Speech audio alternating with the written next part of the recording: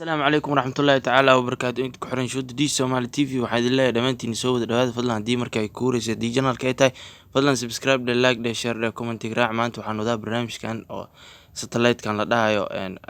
Tycom sida loo soo qabadsiiyo marka waxaan isticmaalaya aniga waxaa waaye saxanka yariiska isticmaalaya ukunta ku xiran waa C-band kaas ayaa waxaan ku soo qabadsiinaya marka janaalada Soomaaliya sida Universal TV